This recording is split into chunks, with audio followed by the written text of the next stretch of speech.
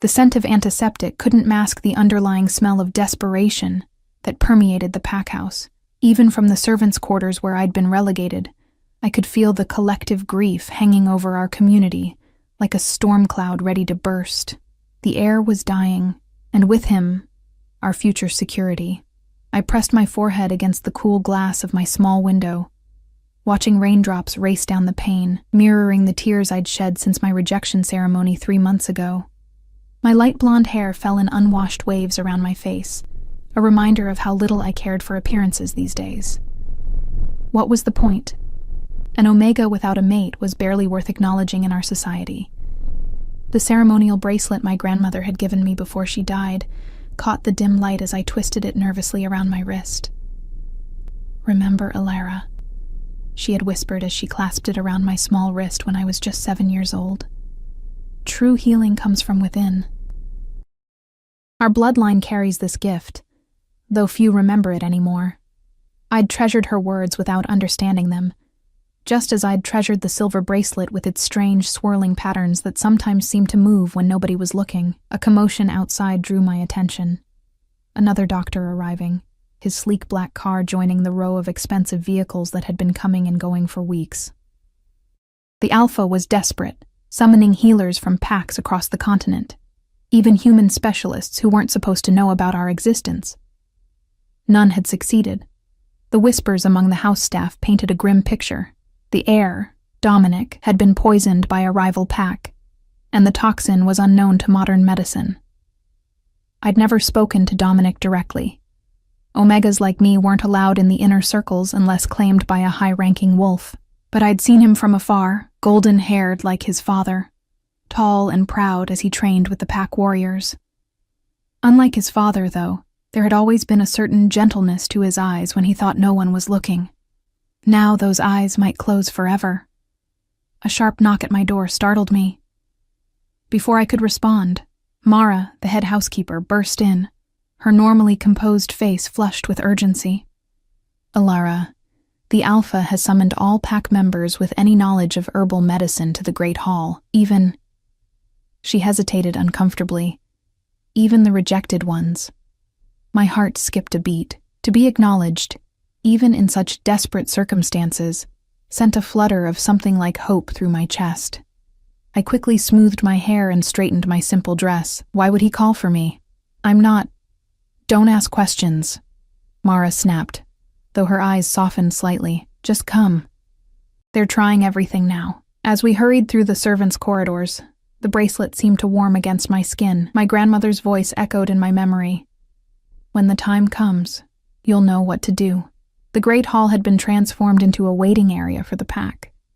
The usual grandeur of carved wooden beams and ancestral portraits now felt oppressive under the weight of collective worry. Alpha Thaddeus stood at the center, his once imposing figure now stooped with exhaustion and fear. His silver-streaked golden hair was disheveled, his eyes red-rimmed.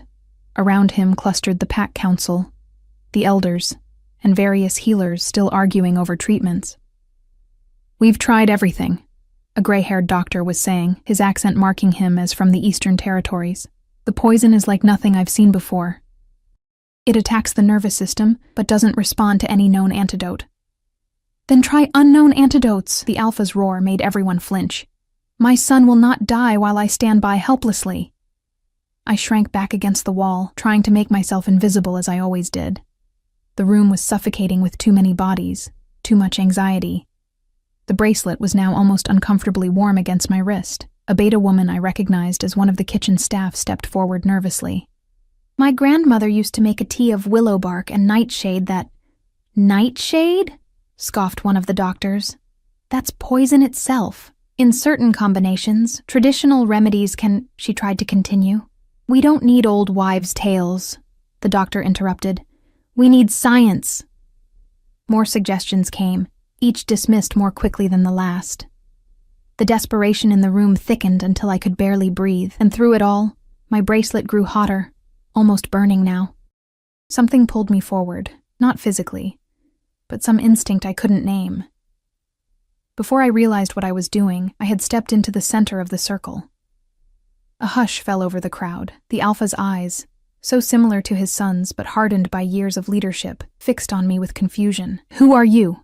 he demanded, though something in his expression suggested he knew exactly who I was. The Omega his son had refused to even consider as a mate, the one the pack whispered about with pity or contempt. "My name is Ilara," I said, my voice steadier than I felt. I think I can help." Murmurs rippled through the crowd. Someone snickered. The Alpha's second in command, Gabriel, a broad-shouldered man with cold eyes who had always looked through me as if I were glass, stepped forward menacingly. "This is no time for attention-seeking from rejected Omegas," he growled. "Alpha, let me remove her." But Thaddeus held up a hand, stopping him. Desperation had made him willing to listen to anyone, even me. "What do you propose?" he asked, his voice gruff but not unkind. The bracelet was scalding now, but strangely it didn't hurt. Instead, it seemed to pulse with energy that traveled up my arm and into my chest. Words came to me that I didn't recognize, knowledge I hadn't known I possessed. "I need to see him," I said simply. "Alone." The outrage was immediate. Gabriel's face contorted with fury. "Absolutely not. We don't know what she might do. She could be working for our enemies." "What enemies would bother recruiting me?" I asked, unable to keep the bitterness from my voice. "I'm nobody." Something flickered in the Alpha's eyes. Recognition, perhaps, or merely the madness of a father watching his son die. "Take her to him," he commanded, silencing the protests with a glare. "I'll be watching from the doorway. If you make one wrong move..." He didn't need to finish the threat. Gabriel's grip on my arm was bruising as he escorted me up the grand staircase to the family wing, a part of the house I'd never entered before. 2 guards flanked an ornate door, stepping aside reluctantly at the Alpha's nod. 5 minutes, Gabriel hissed in my ear before shoving me inside and pulling the door partially closed. The heir's room was spacious but dimly lit, heavy curtains drawn against the daylight. The air was thick with the scent of illness and impending death. In the massive bed lay Dominic, once the embodiment of werewolf vitality, now reduced to a pale shadow. His golden hair was dull and plastered to his forehead with sweat. His chest rose and fell in shallow, irregular breaths. For a moment, I froze. What had I been thinking? I wasn't a healer. I was just a rejected Omega with a burning bracelet and a head full of my grandmother's cryptic sayings. But as I approached the bed, the bracelet grew impossibly warmer, and with the heat came certainty. I knew what to do, though I couldn't have explained how I knew. I sat carefully on the edge of the bed and took one of Dominic's hands in mine. His skin was cold and clammy, the veins beneath it traced with unnatural black lines, the visible path of the poison through his system. With my other hand, I touched my bracelet, which now glowed with a faint silvery light. "What are you doing?" came the Alpha's suspicious voice from the doorway. "I don't know," I answered honestly, "but I think my grandmother did." I closed my eyes and let instinct guide me. The bracelet's warmth spread through me, pooling in my chest and then flowing down my arm into Dominic's hand.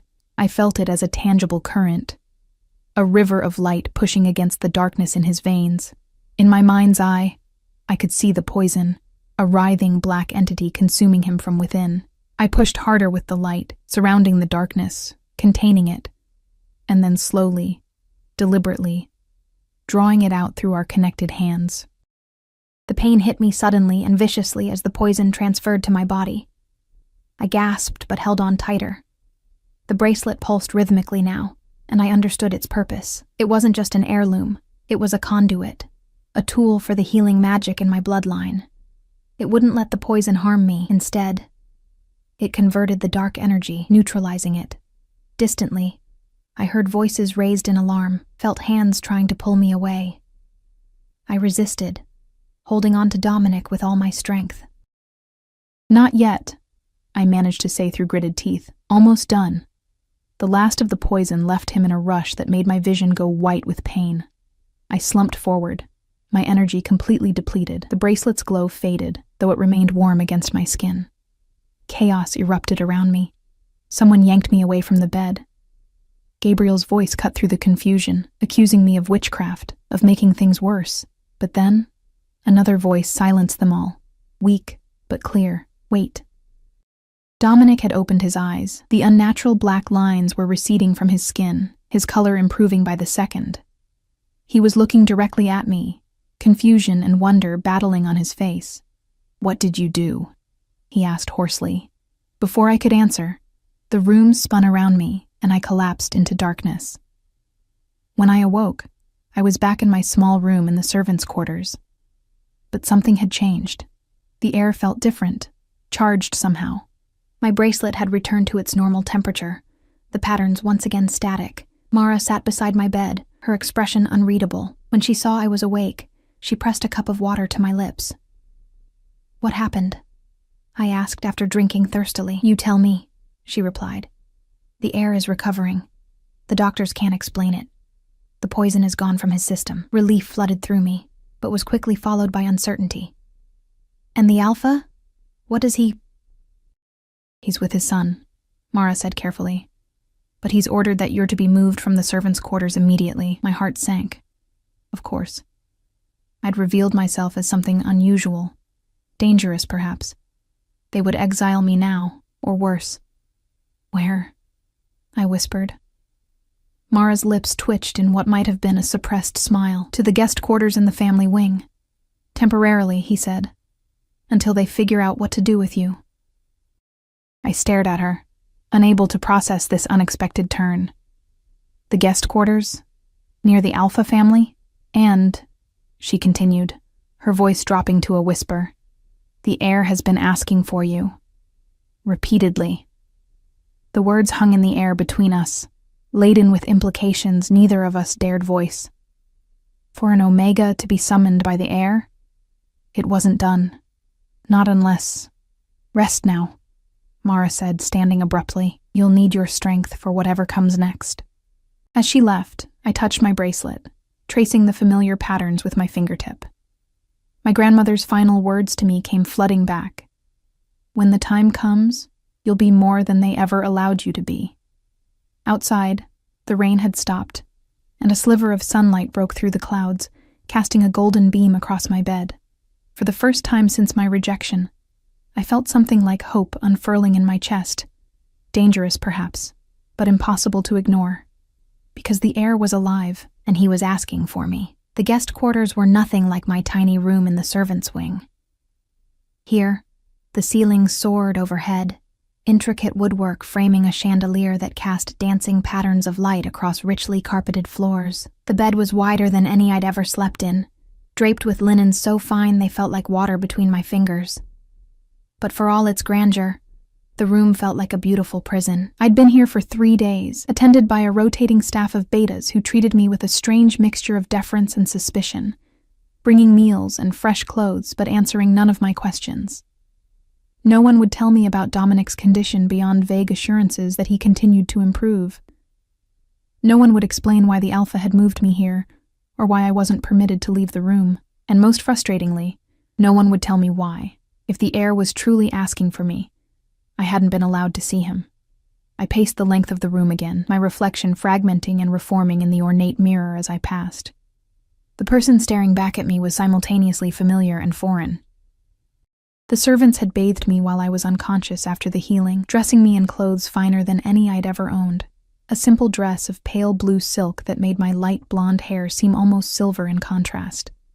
The dark circles under my eyes had faded, and some of the hollowness had left my cheeks. I looked presentable, almost like I belonged in such surroundings. But I didn't belong, and the silent treatment was a pointed reminder of that fact. My fingers found the bracelet again, a habit I'd developed when anxious.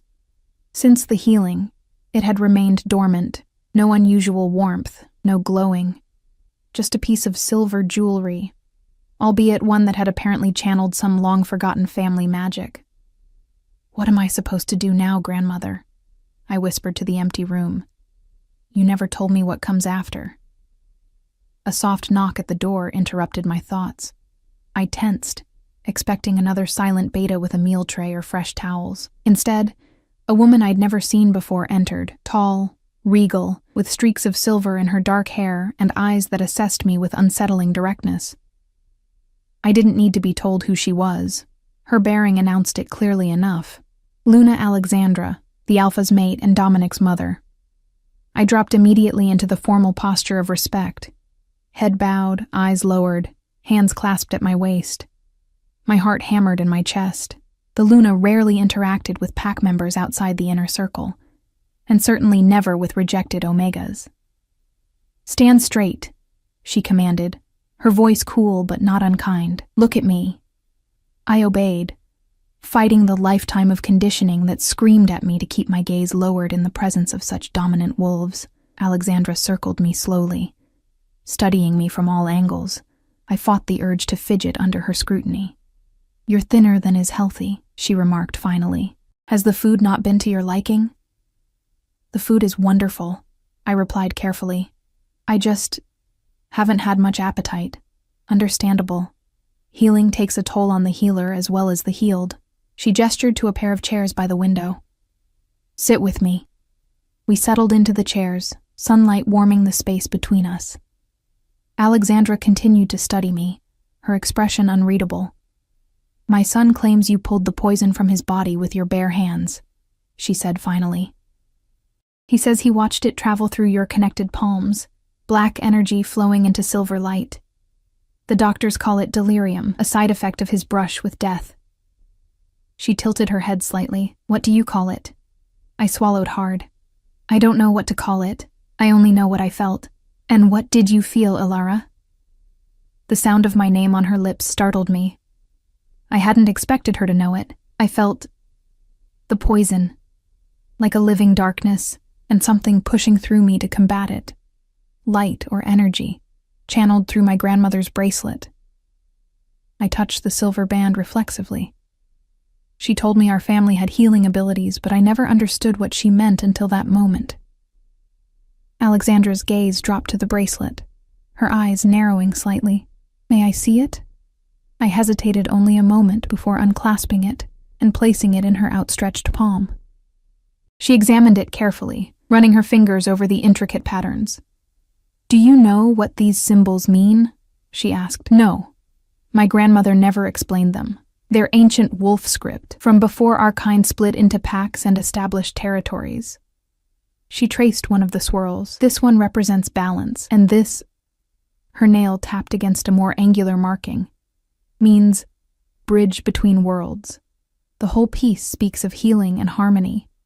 She handed it back to me. "It's a powerful talisman from a time when our kind valued different strengths than we do today." I clasped the bracelet back around my wrist, feeling a new reverence for it. "Why are you telling me this?" Alexandra's lips curved in a smile that didn't quite reach her eyes. "Because my mate believes you may have been sent by our enemies to infiltrate our pack through our son. And I'm trying to decide if he's right." The accusation hit like a physical blow. "I would never." "So you say." She held up a hand to silence me. "But consider our position. Our son, heir to one of the strongest packs in the region, falls mysteriously ill. 100 doctors fail to cure him. Then a rejected Omega with no previous indication of healing abilities suddenly saves him with an ancient magic few remember." Her eyes hardened. "You must admit it seems convenient." "I've lived in this pack my whole life," I protested. "I've never had contact with any rivals." "Which would make you the perfect sleeper agent." She sighed, some of the hardness leaving her expression. "I don't necessarily believe that's what you are, Ilara, but others do. Gabriel in particular is convinced you poisoned Dominic yourself, just to heroically save him and gain favor." The injustice of the accusation burned through me. If I wanted to poison the heir, why would I then heal him? I could have just let him die, unless your goal wasn't his death, but his gratitude. His attachment. She leaned forward slightly. "My son hasn't stopped talking about you since he regained consciousness. He demands to see you, insists there was a connection formed during the healing. Do you know what that means to our kind, especially between an unmated heir and an Omega?" I felt heat rise to my cheeks. Of course I knew. Pack lore was full of such stories. rare instances where a life-saving act created a bond that superseded all pack protocols and traditions. But such things were legends, not reality, and certainly not something that would happen to me. I didn't do anything to create a connection, I said quietly. I only wanted to help. Alexandra studied me for a long moment. I believe you, she said finally. But that doesn't solve our problem. She stood abruptly. Come with me. Where are we going? I asked, rising uncertainly. To see my son. It's time to put his connection theory to the test. My heart leapt to my throat. But the alpha is my mate, and while his concern for our son is admirable, his judgment has been clouded by fear. Sometimes a mother's intuition is more valuable than an alpha's caution. She moved toward the door, then paused, looking back at me with an expression I couldn't quite interpret. Besides, if I'm wrong about you, I'll know it the moment you're in the same room with him, and then you'll have far more to fear from me than from Thaddeus. I had no choice but to follow her through the halls of the family wing, acutely aware of the shocked stares from the pack members we passed. An Omega walking freely in the Alpha's domain, accompanied by the Luna herself, it was unprecedented. Alexandra led me to a different room than the one where I'd found Dominic dying. This one was brighter, with large windows overlooking the pack's ancestral forest. Dominic sat propped against pillows in a chair by the window, a blanket draped over his legs despite the warmth of the day. He was still pale, but the deathly gray had left his skin, and his golden hair had regained some of its luster. He was staring out at the forest, a distant expression on his face. He didn't notice our entrance until his mother spoke. "I've brought someone to see you," Alexandra said. Dominic turned, and the change that came over his face when he saw me was immediate and startling. His eyes widened, color rushed to his cheeks, and he straightened in his chair with a wince that suggested he was still in pain. "Elara," he breathed, the single word carrying a weight I couldn't comprehend. Something strange happened when he spoke my name. The bracelet warmed against my skin. Not the burning heat of the healing, but a gentle pulsing warmth that seemed to echo the sudden acceleration of my heartbeat. A faint silver glow emanated from beneath the metal. Dominic's eyes dropped to my wrist, and he extended his own arm, pushing up his sleeve to reveal an identical glow emanating from beneath his skin, right where I had gripped him during the healing. Alexandra inhaled sharply. "By the moon," she whispered. "You feel it too, don't you?" Dominic asked me, ignoring his mother's reaction. "This connection, like a thread binding us together." I nodded mutely, unable to find words for the sensation thrumming between us. "What have you done to my son?" The voice came from behind us, harsh with accusation. Alpha Thaddeus stood in the doorway, his face a storm of conflicting emotions. Behind him loomed Gabriel, his expression darkly triumphant, as though my presence in the heir's room confirmed his worst suspicions. "I invited her here," Alexandra said calmly, stepping between her mate and me, "to confirm what our son has been telling us." "And what is that, exactly?" Gabriel demanded, pushing forward. "That she's ensorcelled him with some rejected Omega's desperate magic?" "That they're connected," Alexandra corrected. "Look at their marks. They glow in response to each other." "Which marks?" Gabriel spat. "Evidence of her manipulation. Or evidence of something much older than your limited understanding can comprehend," Alexandra countered, a thread of steel entering her voice. "Something from the early days of our kind, when certain Omegas were revered for abilities that complemented alpha strength instead of mirroring it." Thaddeus stepped closer, his attention fixed on the matching glow of my bracelet and the mark on his son's arm. "What are you saying, Alexandra?" She met his gaze steadily. "I'm saying our son might have found his true mate in the most unexpected place, and that we would be fools to ignore what the old magic is telling us." Dominic reached for my hand, his fingers brushing mine hesitantly. The contact sent a jolt through my system, the bracelet's glow intensifying. "Father," he said, his voice stronger than it had been moments ago. "I know how this looks, but when she pulled the poison from me, something happened. I felt whole. For the first time." His eyes found mine, filled with wonder and confusion. "I don't understand it any more than you do, but I can't ignore it. I should have been terrified, surrounded by the most powerful wolves in the pack. the center of a controversy I barely understood. But standing there with Dominic's fingers tentatively entwined with mine, the warmth of our connection humming between us, I felt strangely calm, as though some part of me had always known this moment would come. "This is absurd," Gabriel growled. "Alpha, you cannot seriously be considering this manipulation as legitimate. She was rejected at the traditional ceremony for good reason. She's too weak, her bloodline unremarkable. She would bear weak offspring, diluting the pack's strength." I flinched at the cruel assessment, but Dominic's hand tightened around mine.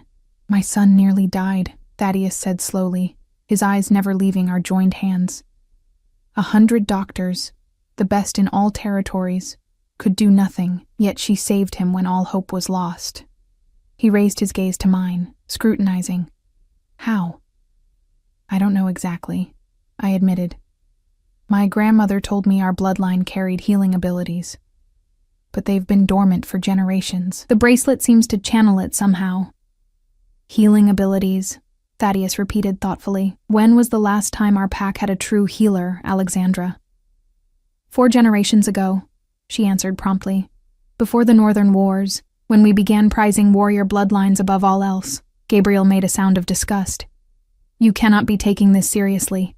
Even if she does have some minor healing ability, that doesn't make her worthy of—" "Silence." Thaddeus's command wasn't loud, but Gabriel's mouth snapped shut instantly. The Alpha turned to his son. "Do you truly believe this connection is genuine, Dominic? Not just gratitude or confusion after your ordeal?" Dominic looked at me, really looked at me, perhaps for the first time. I wondered what he saw, the rejected Omega, the unexpected healer, or something else entirely. When he spoke, there was certainty in his voice that hadn't been there before. "I know it is. I can feel her presence even when she's not in the room. I've been aware of her location in the pack house every moment since I woke. When she came closer just now, it was like—" He searched for words, like a compass finding north. Gabriel made another noise of protest, but fell silent under Thaddeus's warning glare. "And you?" the Alpha asked, turning to me. "What do you feel?" The question caught me off guard. No one, especially not the Alpha, had ever asked about my feelings before. I spoke carefully, knowing my answer could determine not just my future, but possibly my survival. "I feel a connection I can't explain," I said honestly. "But I don't expect anything from it. I know my place in the pack hierarchy." "Your place," Alexandra said softly, "may not be what any of us thought it was." A heavy silence fell over the room, thick with unspoken implications. Dominic's fingers remained intertwined with mine, warm and reassuring despite the uncertainty surrounding us. Finally, Thaddeus straightened his shoulders, authority settling around him like a cloak. "This situation requires careful consideration. In the meantime, Ilara will remain in the guest quarters, but no longer as a prisoner. She will be treated as a—" he hesitated, searching for the appropriate term, "as a guest of the Alpha family." Gabriel's face darkened with anger, but he knew better than to contradict his Alpha directly. Instead, he bowed stiffly and left the room, the tension easing slightly with his departure. "And," Thaddeus continued, "she will assist in Dominic's continued recovery, since their connection seems to strengthen him." I nodded, relief and apprehension battling within me. I wasn't being cast out or punished, but neither was I fully accepted. I existed now in some undefined space between rejection and belonging. As if reading my thoughts, Dominic squeezed my hand gently. "It's a start," he whispered, too quietly for his parents to hear. The warmth of his smile reached his eyes, creating fine lines at the corners that spoke of a kindness I hadn't expected from the Alpha's heir. For the first time since my rejection ceremony, I allowed myself to smile back. Days melted into weeks as I settled into my new role as Dominic's unofficial healer. Each morning, I would walk from my guest quarters to his rooms, accompanied by a stoic guard. For my protection, Thaddeus claimed, though we both knew it was equally to monitor my movements. Dominic's recovery progressed steadily under my care, though care might have been too formal a word for what transpired between us. Most days we simply talked. I would sit in the chair beside his bed, as the morning light streamed through the windows, illuminating dust motes that danced between us, and listen as he spoke of his childhood, his training, his hopes for the pack's future. In turn, I shared fragments of my own life, my grandmother's mysterious teachings, my years in the shadows of pack hierarchy, the small joys I'd found despite my rejection. When the poison's lingering effects flared, causing pain to shoot through his limbs or his breathing to grow labored, I would take his hand and let the connection between us strengthen. The bracelet would warm, its silver light pulsing in time with our heartbeats, drawing out the last traces of darkness from his system. Each time, the process became easier, less draining for me, more natural for us both. And with each passing day, something shifted between us, a slow, tentative unfurling of trust and understanding that neither of us dared name. "Why did you reject me at the ceremony?" I asked him one afternoon, the question slipping out before I could reconsider. We were in the pack gardens, Dominic taking his first extended walk outdoors since his illness. The late summer blooms perfumed the air around us, and bees hummed lazily among the flowers. He stopped walking, his expression clouding. I didn't. But the announcement wasn't my decision. He ran a hand through his hair, a gesture I'd come to recognize as signaling his frustration. My father and the council presented me with their chosen candidates. Your name wasn't among them. I absorbed this information slowly, uncertain how to feel about it. So you didn't even know I was an option. I knew who you were, he said quietly. I'd seen you in the pack house, but Gabriel told me you'd declined to be presented, that you preferred service roles to being considered as a potential mate. The revelation hit me like a physical blow. That's not true. I submitted my name to the council, as is every Omega's right. I waited for hours outside the ceremonial hall, only to be told I'd been rejected without even being seen. Dominic's face darkened with anger. Gabriel, he muttered. It had to be his doing. He controls the council nominations. He reached for my hand, his touch gentle despite the fury in his eyes. I'm sorry, Elara, if I'd known... He didn't finish the sentence, but the implication hung in the air between us. If he'd known, would he have chosen me? Before the poisoning, before our connection. It seemed impossible to believe, yet the genuine regret in his eyes made me wonder. It doesn't matter now, I said, trying to sound more convincing than I felt. The past is done. Is it? He lifted my wrist, his thumb brushing over the bracelet. Sometimes I think the past reaches forward to shape our futures in ways we never expect. Before I could respond, a shadow fell across our path. Gabriel stood before us, his mouth twisted in a cold approximation of a smile. Since the confrontation in Dominic's sick room, he'd been conspicuously absent from our daily routines, a fact for which I'd been profoundly grateful. How domestic, he remarked, his gaze flicking dismissively over our joined hands. The air and his healer enjoying the gardens while pack business awaits attention. Dominic straightened, his posture shifting subtly into one of authority, despite his still recovering body. The Alpha himself approved these walks for my recovery, Gabriel. What pack business requires my immediate attention? The Blackwater delegation has arrived early. They're requesting an audience with the future Alpha.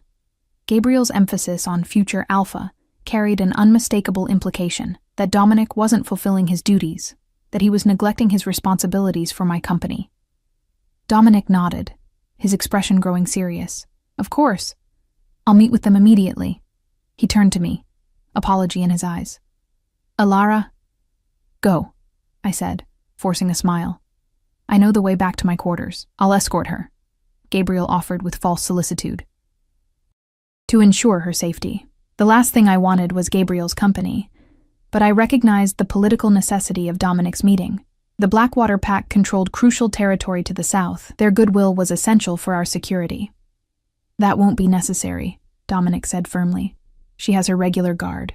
He nodded toward the beta who had been trailing us at a discreet distance throughout our walk. Gabriel inclined his head in acquiescence, but something in his eyes made my skin crawl. A calculating coldness that promised this interaction wasn't over.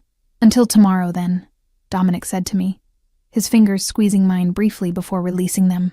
To Gabriel, his tone became more formal.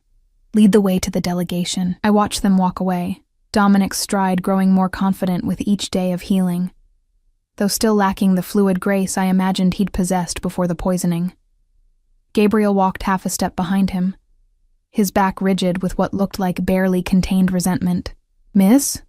My guard approached, gesturing toward the path back to the house. "We should return before the evening meal." I nodded and followed him, my thoughts still with Dominic and the revelation about my rejected candidacy. If Gabriel had intentionally kept my name from the selection process, what else might he be capable of? And why would the Pax Beta, second only to the Alpha family in status, concern himself with preventing a seemingly insignificant Omega from being considered as a mate? The answer came to me as we entered the shadowed interior of the pack house. Gabriel wanted the position of heir for himself. With no son of his own, Thaddeus would be forced to name a successor if anything happened to Dominic. As the current Beta, Gabriel would be the obvious choice. My steps faltered as the implications sank in.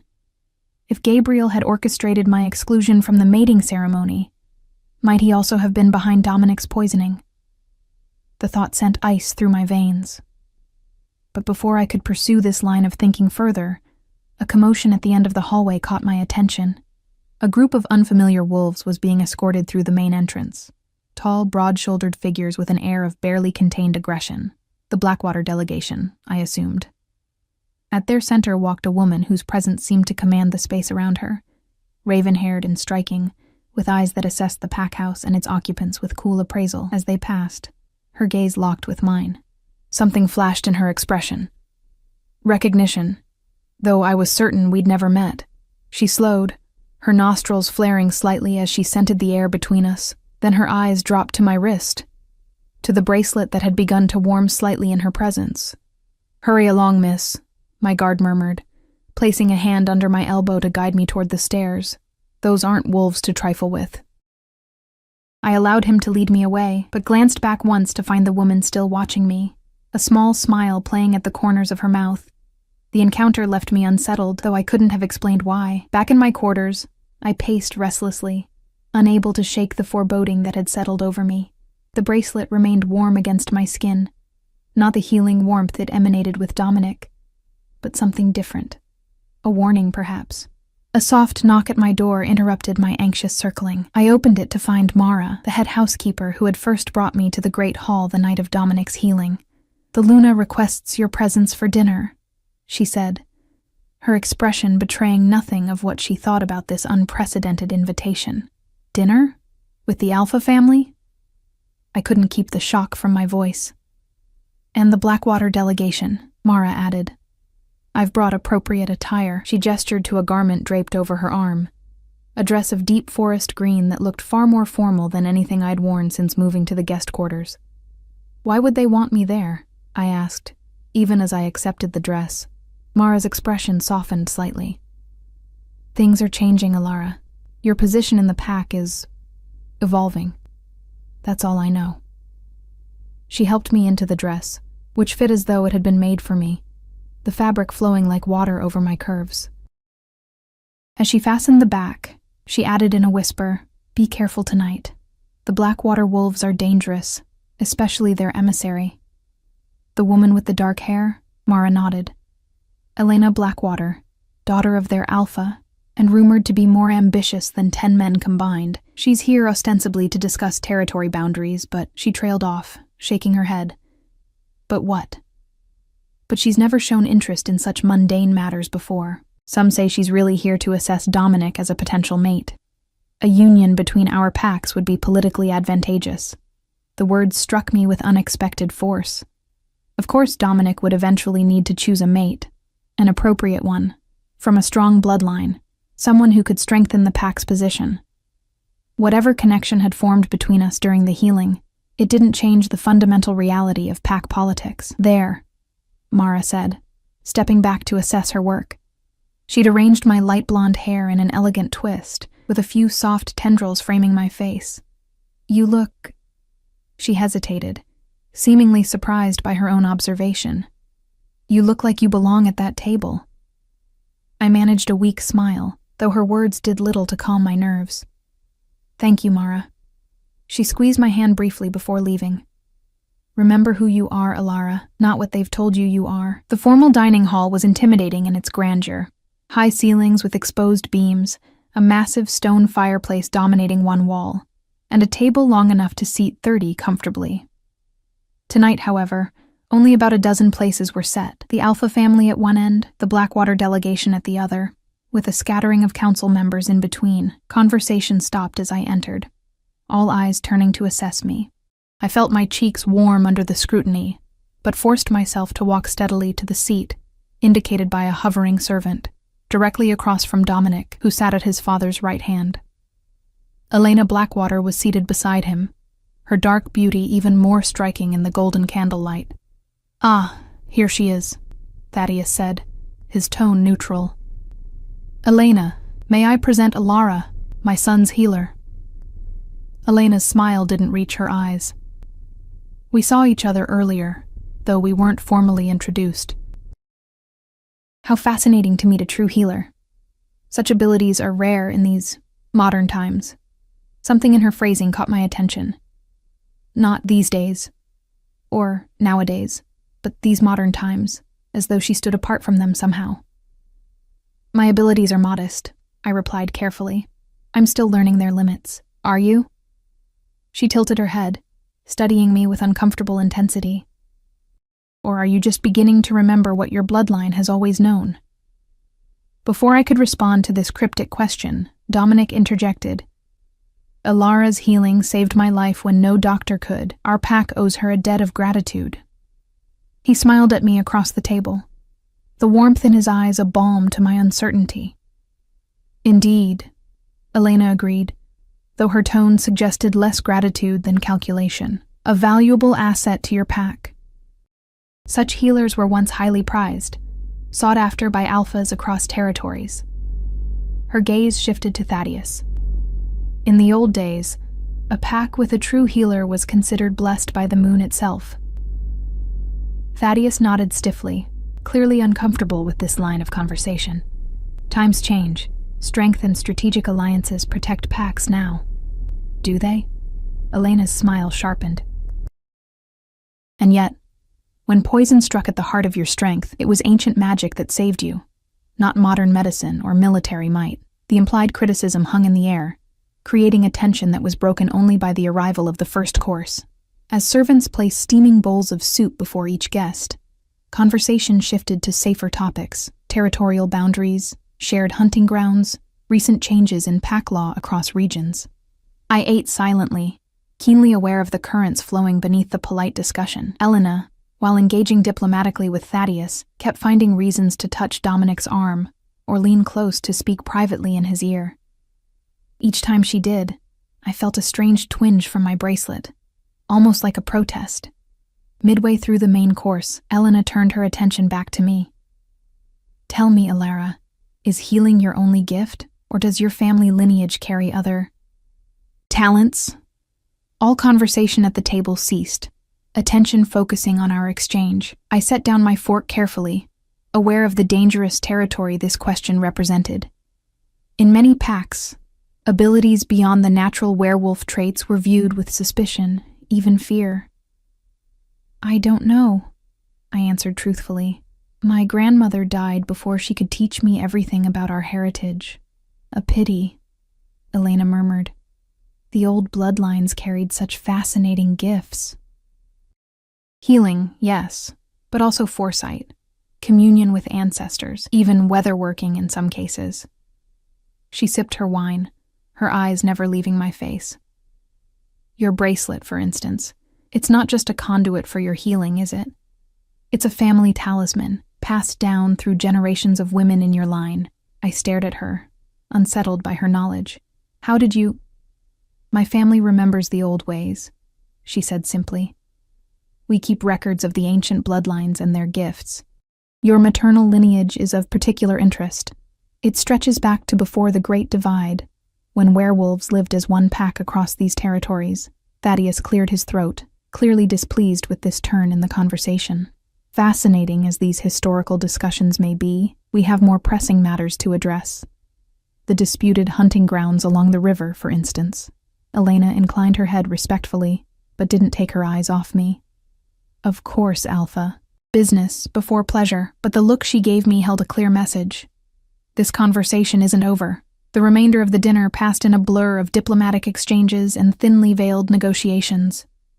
Throughout it all, I felt Elena's gaze returning to me again and again, assessing, calculating. When Dominic occasionally caught my eye across the table, offering small smiles of encouragement, her attention would sharpen, noting each interaction between us with evident interest. As dessert was being served, a commotion outside the dining hall drew everyone's attention. Moments later, a guard burst in, his expression grim.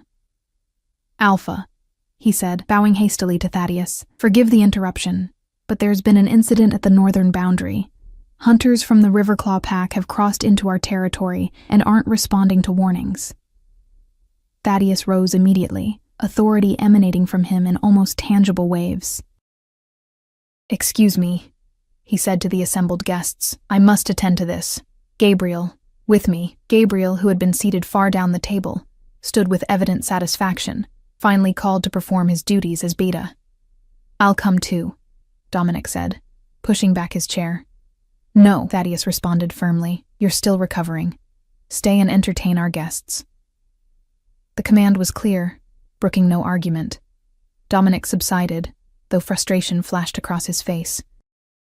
As Thaddeus and Gabriel left with several council members in tow, the atmosphere in the dining hall shifted, becoming less formal, but somehow more charged. Elena leaned toward Dominic, placing her hand on his arm with practiced familiarity. "Your father is right to be cautious about your health.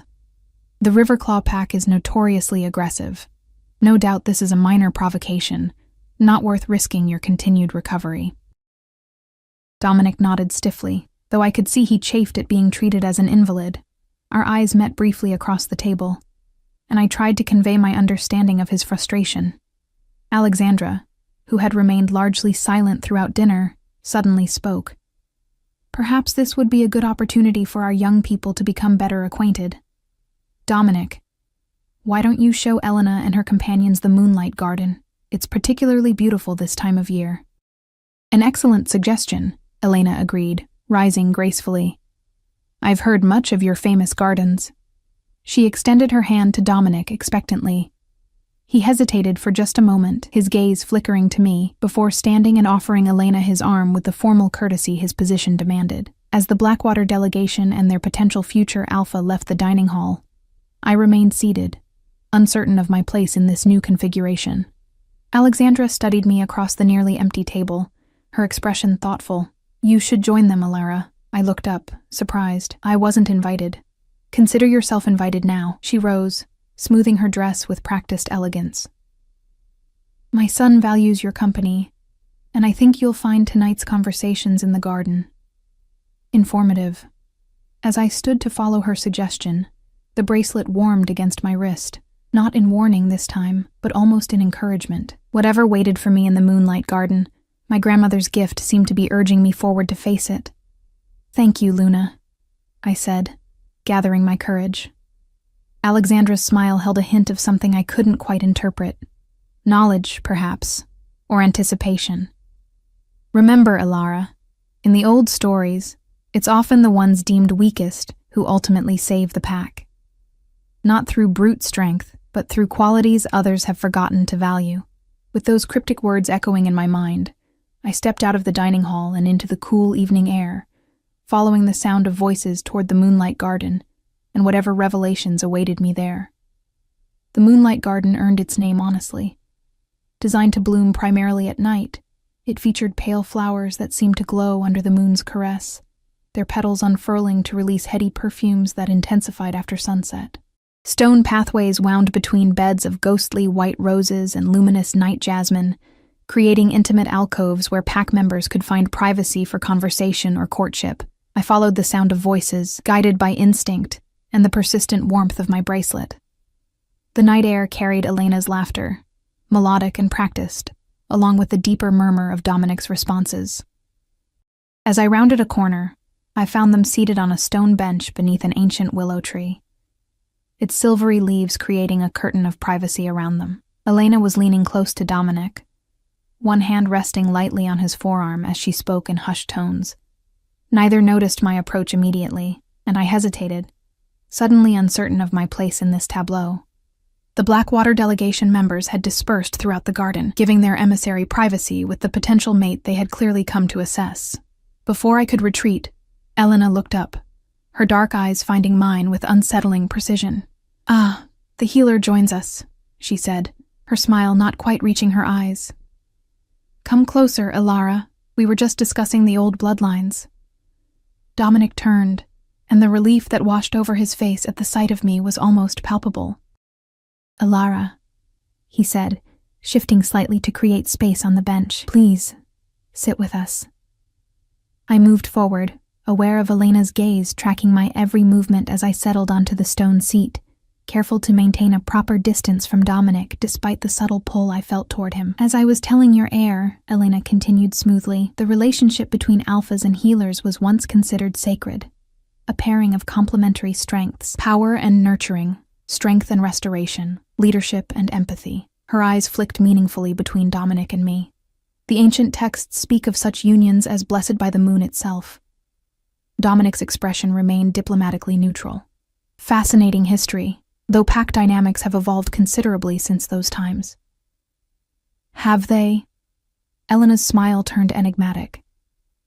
Or have we simply forgotten what once made our kind truly powerful? She turned to me directly. "Your bracelet. May I see it again?" The request seemed innocuous enough, yet something in me resisted. "It doesn't leave my wrist," I replied, more firmly than I'd intended. Rather than taking offense, Elena's smile widened with what looked like approval, as it should be. Such talismans are bound to their bearers. Removing it would weaken your connection to your heritage. She leaned forward, dropping her voice to a near whisper. "But I wonder if you know what else it can do, beyond healing." "Elena," Dominic interrupted, a warning note in his voice. "Ilara is still discovering the extent of her abilities. This isn't the time for speculation." Elena sat back, conceding the point with graceful ease that nonetheless suggested she'd return to the topic when conditions favored her. "Of course. Forgive my curiosity, it's just so rare to encounter a true healer in these diminished times." The conversation shifted to safer topics. Territorial agreements, recent changes in pack laws across regions, mutual acquaintances in neighboring territories. Throughout it all, I remained largely silent, observing the political dance between them. Elena was clearly practiced at these exchanges, her every response calibrated to position the Blackwater pack advantageously, while suggesting that an alliance through mating would benefit both territories. Dominic matched her diplomatic skill, neither committing to nor rejecting any proposition outright. But beneath his political poise, I sensed his weariness. His recovery, though progressing well, was still incomplete, and the evening's formalities were taxing his strength. As if sensing my concern, he met my gaze briefly. The connection between us hummed, my bracelet warming in response to his proximity. Elena noticed the silent exchange, her eyes narrowing slightly. "The moon is high," she observed, glancing skyward. "And you're still recovering, Heir. Perhaps we should continue these discussions tomorrow when you've rested." "A sensible suggestion," Dominic agreed, relief evident in the slight relaxation of his shoulders. "I'll escort you back to the guest wing." "No need," Elena replied smoothly. "My guards will accompany me." She rose in a fluid movement, her dark gown rippling like water in the moonlight. "Besides, I imagine your healer has observations about your condition after this evening's exertions." The statement managed to acknowledge my role, while simultaneously relegating me to a position of servitude, a neat political maneuver that I couldn't help but admire, even as it stung. "Until tomorrow, then," Dominic said formally. Elena inclined her head in acknowledgement, then turned to me with that same enigmatic smile. "We'll speak again soon, healer. There's much I'd like to discuss with you. Privately."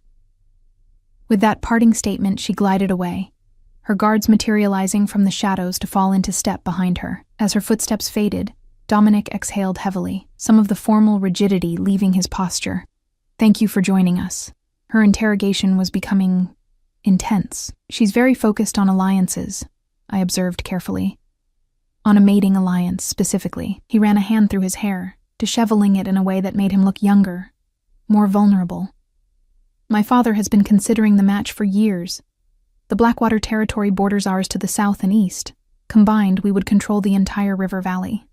A powerful union, I said, trying to keep my voice neutral despite the hollow feeling expanding in my chest. A political union, he corrected, his eyes finding mine in the moonlight, which is very different from— He didn't finish the sentence, but his gaze dropped to my bracelet, which glowed softly in the darkness. Almost involuntarily, I reached for his hand, needing to confirm what I already knew, that the mark on his wrist would respond in kind, glowing to match the light of my family's talisman.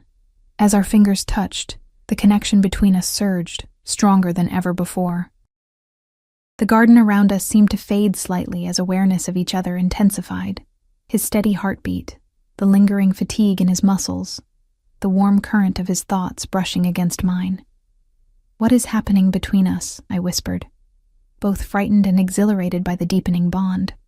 "I don't know," he admitted, his voice equally hushed. "But I can't ignore it. Every day the connection grows stronger. I can sense your emotions now, even when we're in separate rooms." His fingers tightened around mine. "Can you feel mine?" I nodded, unable to form words for the complex swirl of sensations flooding through our joined hands. Beyond the physical awareness came emotions. His frustration at being treated as weak, his concern about pack politics, and underlying it all, a warm regard for me that made my heart stutter in my chest. "Elena knows something about this," I said finally, finding my voice. "About my bracelet, about healers and alphas." She kept hinting at ancient connections between our bloodlines. Dominic's expression grew thoughtful. "The Blackwater Pack does maintain the most extensive historical records of any territory. They pride themselves on remembering the old ways." He hesitated. "Do you think we should trust her insights?" "I don't know," I replied honestly. "She clearly has her own agenda. But if she has information about my abilities, about this connection between us, don't we need to hear it?" Before he could respond, a distant commotion reached us. Shouting voices, hurried footsteps approaching through the garden. Dominic rose, instantly alert, placing himself slightly in front of me in an instinctively protective stance. A young guard burst into the alcove, his expression harried. "Heir, you're needed immediately. The Alpha has returned from the northern border with news." "What news?" Dominic demanded. The guard's eyes darted to me, then back to Dominic. There was no Riverclaw incursion. It was a false report, meant to draw the Alpha and his guards away from the pack house. "A diversion," Dominic said grimly. "For what purpose?" "There's been an attempt to access the secured archives in the East Wing. The intruder was interrupted but escaped into the forest." Dominic's expression hardened. "One of the Blackwater delegation?" The guard shook his head. "Unknown." The scent was masked. He hesitated again. "But Alpha Thaddeus requests both your presence and the healers in his study. Immediately."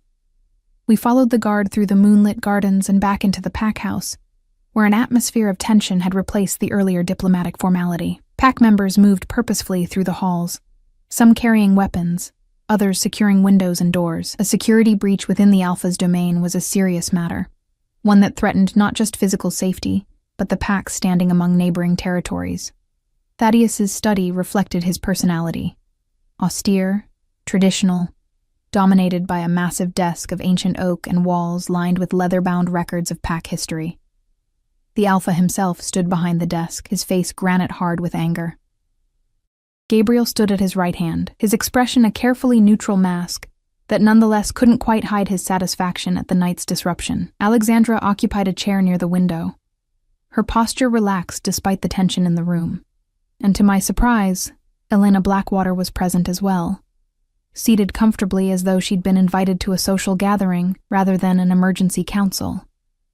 "Dominic, Ilara," Thaddeus acknowledged our arrival with a curt nod. "We have a situation."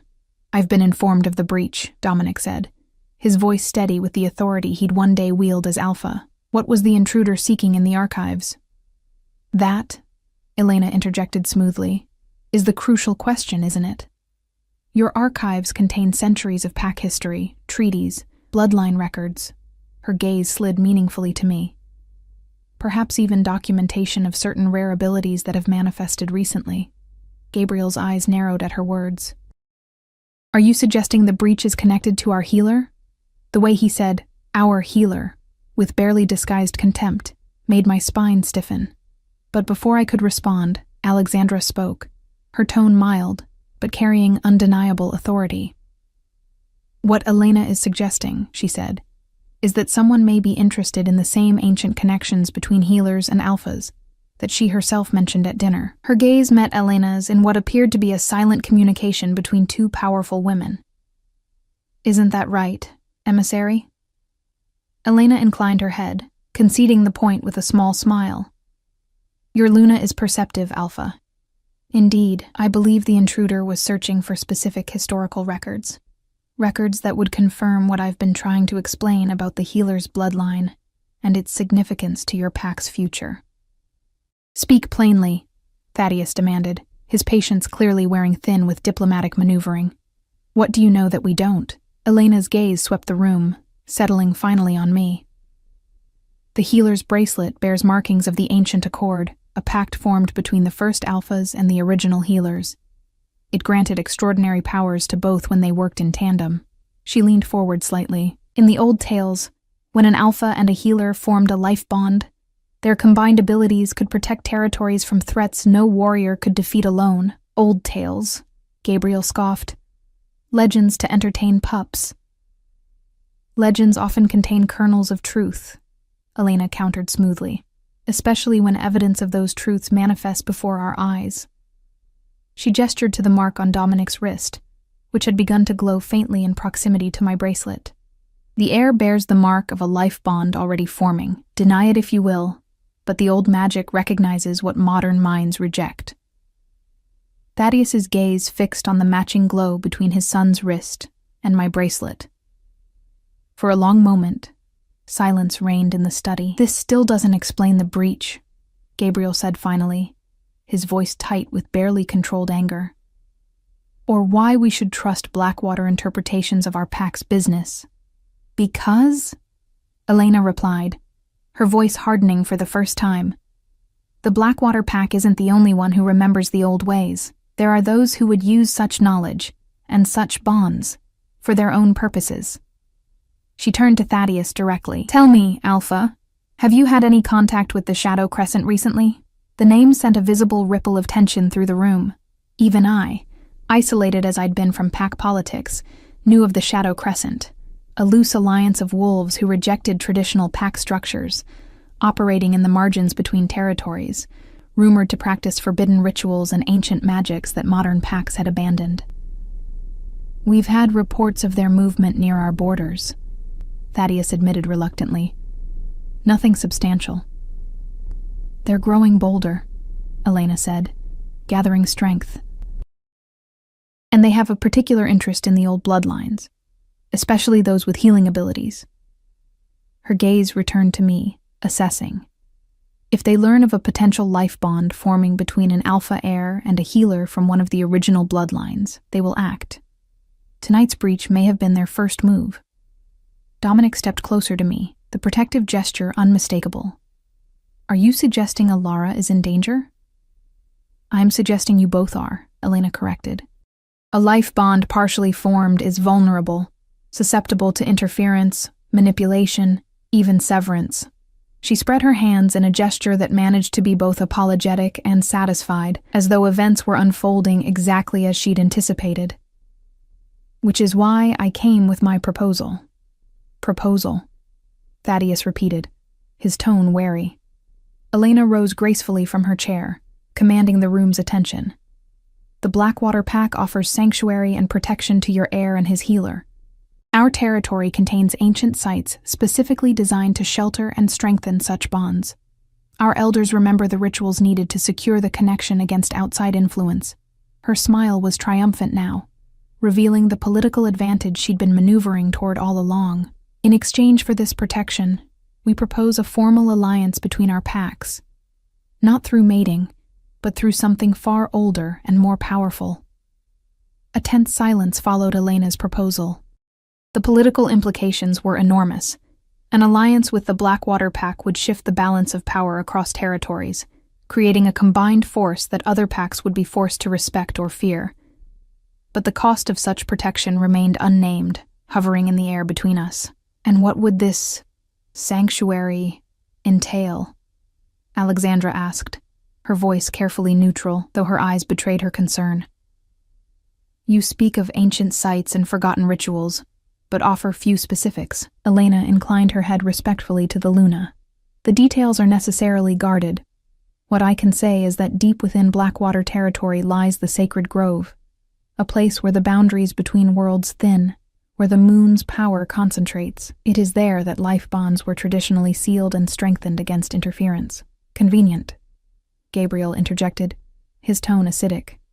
That this solution requires placing our heir and a suddenly important Omega directly into Blackwater territory, beyond our protection. Elena's smile tightened slightly. Your suspicion is understandable, Beta, but misplaced. The Sacred Grove has served all packs for centuries. It belongs to no single territory in spirit, though it happens to lie within our boundaries. She turned to Thaddeus. You need not decide immediately. But know that the Shadow Crescent grows stronger each moon cycle, and they will not hesitate to strike at a vulnerable bond if it serves their purposes. Thaddeus stood motionless, his expression unreadable as he considered the implications. Finally, he spoke. We will discuss this privately, as a pack. Elena, you and your delegation will remain our honored guests while we deliberate. It was a diplomatic dismissal, and Elena accepted it gracefully. Of course, Alpha. Such decisions require careful consideration. She moved toward the door, but paused beside me. Remember, healer, she said softly. Some gifts can only flourish in the right soil. With that cryptic remark, she departed, leaving a wake of tension behind her. As the door closed, Gabriel immediately seized the opportunity. This is clearly a Blackwater plot, he declared. They fabricate tales of danger, stage a breach of our archives, then conveniently offer protection within their territory? The breach was real enough, Thaddeus countered, and Elena's knowledge of the healer's bracelet and its significance seemed genuine, or well-researched to appear so, Gabriel argued. We cannot risk sending your heir into potential enemy territory based on ancient superstitions. Throughout this exchange, Dominic and I remained silent, though I could feel his frustration building through our connection. Finally, he spoke. What if Elena is right about the vulnerability of our bond? What if the Shadow Crescent does target us? Gabriel scoffed. This bond you believe you have with the Omega. Her name is Alara, Dominic interrupted, a edge to his voice I hadn't heard before. And what exists between us is real, whether you choose to acknowledge it or not. Gabriel's expression darkened, but before he could respond, Alexandra rose from her chair, commanding attention without raising her voice. Perhaps, she suggested, we should seek verification from someone other than the Blackwater emissary, someone with no political stake in this matter. Thaddeus turned to her, his expression softening slightly. What do you propose? The Keeper of Records, she replied. Morgana has served 3 generations of Alphas with unwavering loyalty. If anyone can confirm whether Elena's claims about healer bloodlines and life bonds have historical basis, it is she. The suggestion seemed to ease some of the tension in the room. Even Gabriel couldn't object to consulting the pack's own historian, a beta woman so ancient that her actual age had become the subject of pack lore. Summon her, Thaddeus decided, immediately. As a guard was dispatched to fetch the keeper, Thaddeus turned to me directly for the first time since the meeting began. Ilara, he said, his voice carefully controlled. What do you sense from this situation? Does your ability tell you anything about the Blackwater offer? The question caught me off guard. No Alpha had ever asked for my insight before, certainly not in matters of pack security. I touched my bracelet instinctively, seeking guidance from the connection to my grandmother and the ancestors before her. The bracelet doesn't warn me against Elena, I said slowly, trying to articulate feelings I barely understood myself.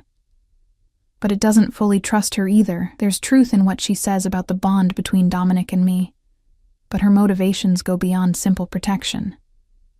I looked up, meeting Thaddeus's searching gaze. "I believe there is genuine danger, but I'm not certain the Blackwater solution is our only option."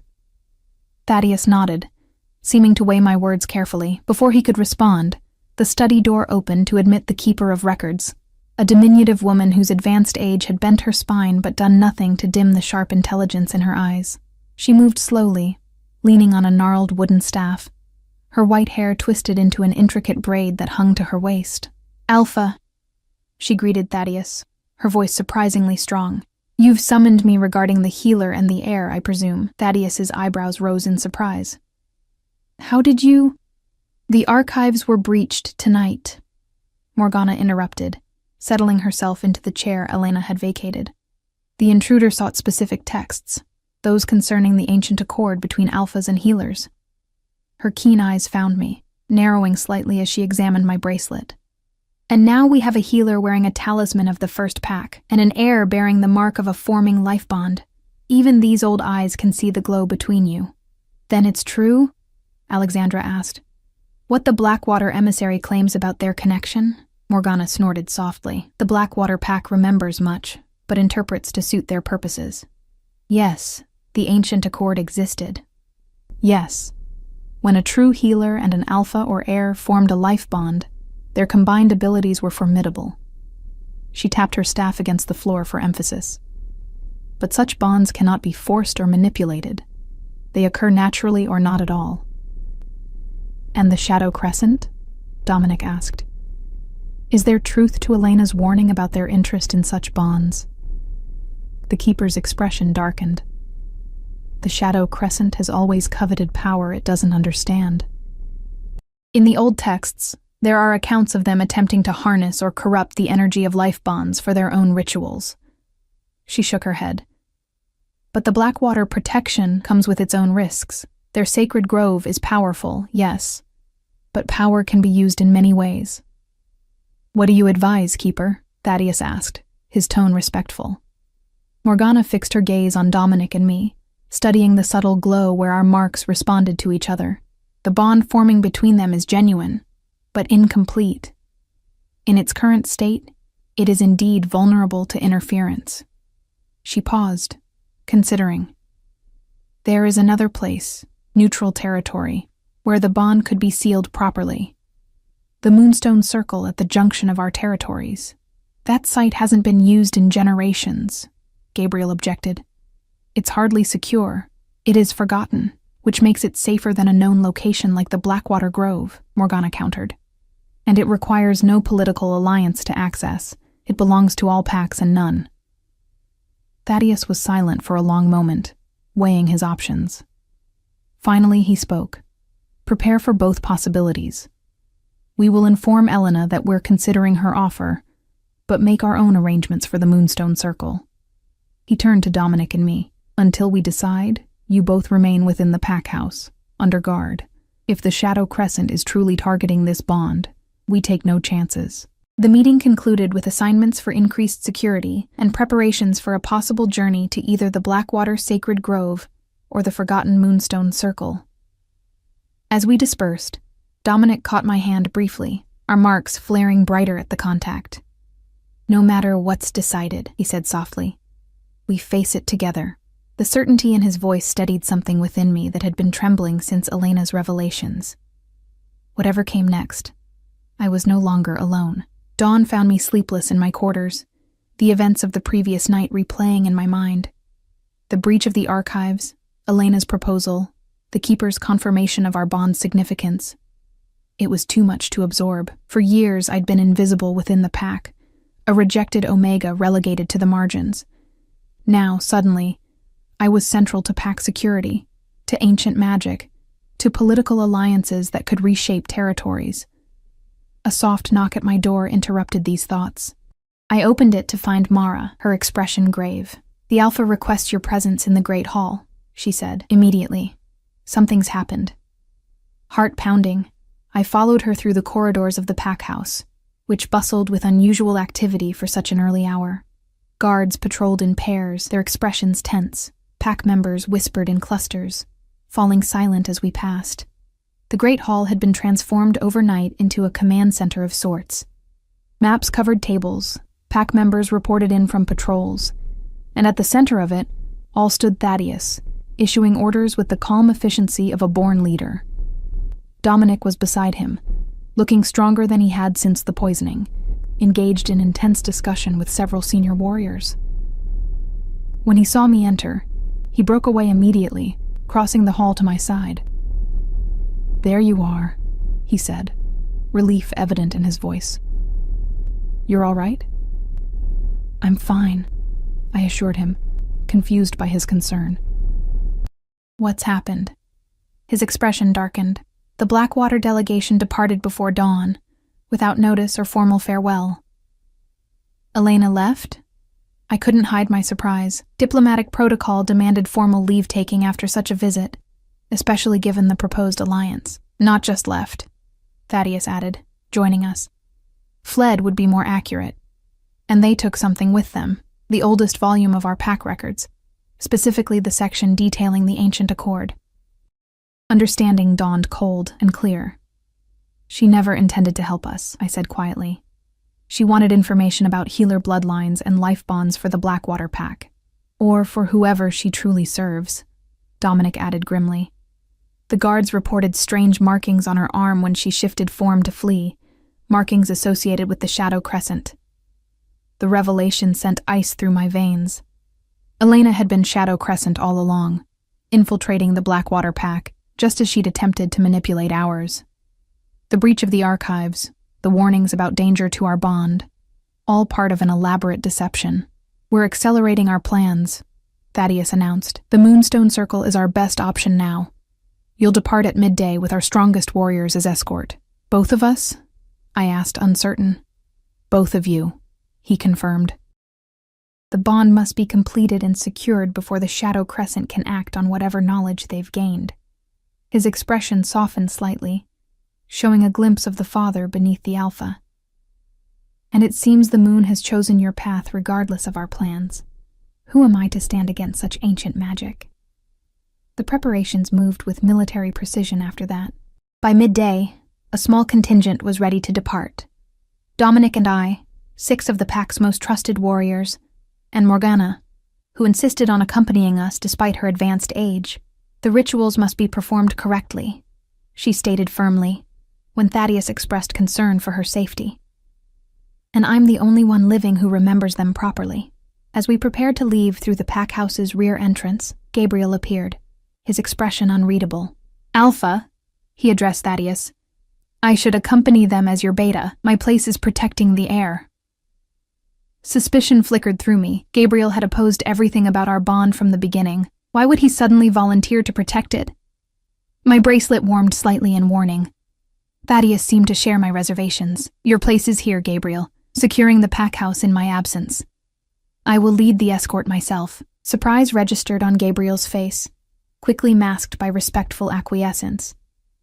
But as we departed, I caught him watching us, his eyes cold with an emotion I couldn't name, disappointment, or perhaps thwarted purpose.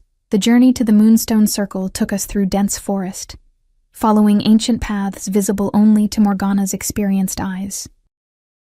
By sunset, we reached a clearing where massive stones stood in a perfect circle, their surfaces etched with symbols similar to those on my bracelet.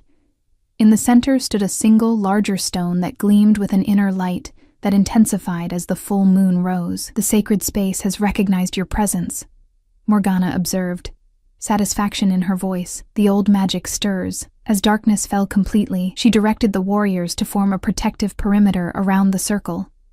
Thaddeus took position at the eastern stone, representing leadership and new beginnings. Dominic and I stood before the central moonstone, our marked wrists exposed to its soft glow. "The ritual is simple but demands absolute conviction," Morgana explained. "The life bond can only form when both parties choose it freely, with full understanding of its meaning." "Which is?" Dominic asked, his eyes never leaving mine. "Two becoming one, while remaining two," she replied. "Your strengths become shared, your weaknesses balanced by each other. Neither dominates, both serve the greater whole." She looked between us solemnly. "Once formed, it cannot be broken except by death. And even then, part of each lives on in the other. The weight of this commitment hung in the air between us. In the space of weeks, we had moved from formal distance to this moment of profound choice. I searched Dominic's face in the moonlight, looking for any sign of doubt or hesitation. What I found instead was certainty, and something deeper.